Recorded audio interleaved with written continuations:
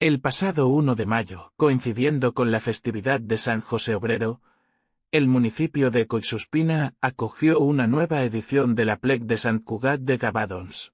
Uno de los encuentros más emblemáticos de la comarca. Cientos de personas participaron en esta jornada que combina naturaleza, tradición y espiritualidad.